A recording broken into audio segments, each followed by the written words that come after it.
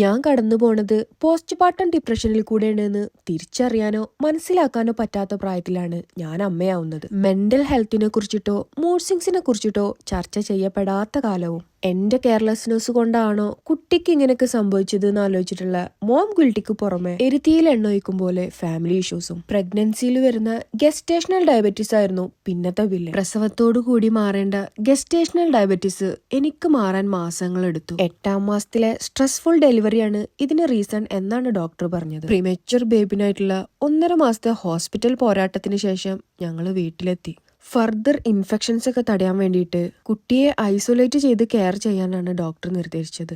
അതുകൊണ്ട് കുട്ടി ഒറ്റയ്ക്ക് ഒരു റൂമിലും ഞാൻ വേറെ റൂമിലായിട്ടാണ് ഞങ്ങൾ കഴിഞ്ഞത്. ഞാൻ നൊന്ത് പ്രസവിച്ച കുട്ടീനെ ഒന്ന് ചേർത്ത് പിടിച്ച് കിടത്തി ഉറക്കാൻ പോലും പറ്റാത്ത അവസ്ഥ. നൂല് കെട്ടിപ്പിണഞ്ഞ പോലെയായിരുന്നു എന്റെ മെന്റൽ ഹെൽത്ത്.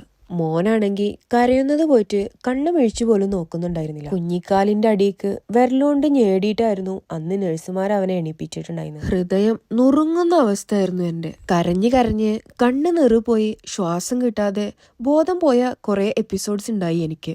ഇതിനെ പാനിക് അറ്റാക്സ് എന്നാണ് പറയാന്ന് ഈ അടുത്താണ് ഞാൻ മനസ്സിലാക്കിയത്. പോസ്റ്റ്മോർട്ടം ഡിപ്രഷൻ എന്നെയും എന്റെ ചുറ്റുമുള്ളവരെയും അടിമുടി ബാധിച്ചു. സ്ഥിരമായി ഞാൻ ഉപയോഗിക്കുന്ന ഫോണ് വെറും 4 ഡിജിറ്റ് മാത്രമുള്ള പാസ്വേഡ് പെട്ടെന്നൊരു ദിവസം രാവിലെ എണീറ്റപ്പോ ഞാൻ കംപ്ലീറ്റ്ലി മറന്നുപോയി. ചെറിയ കാര്യങ്ങൾക്ക് വരെ വലിയ ബഹളം ഞാൻ ഉണ്ടാക്കി. കരയാത്ത മോൻ കരയുന്നുണ്ടെന്ന് തോന്നി തുടങ്ങി. ചില ദിവസം ഓവർ ഉറക്കം, ചില ദിവസം ഉറക്കമേ ഇല്ല. ലൈഫിലെ ഏറ്റവും സ്ട്രെസ്ഫുൾ ആയിട്ടുള്ള ദിവസം മാസ്കും സാനിറ്റൈസറൊക്കെ യൂസ് ചെയ്ത് ഊണും ഉറക്കവും ഇല്ലാതെ ഇന്റൻസീവ് കെയർ കൊടുത്ത് ഞാൻ മോനെ നോക്കി. മാസങ്ങളുടെ കഷ്ടപ്പാടിന് ശേഷം മോൻ ലൈഫിലേക്ക് തിരിച്ചു വരാൻ തുടങ്ങി. എന്റെ ഹെൽത്ത് ഇഷ്യൂസ് ക്യൂർ ആയി തുടങ്ങി.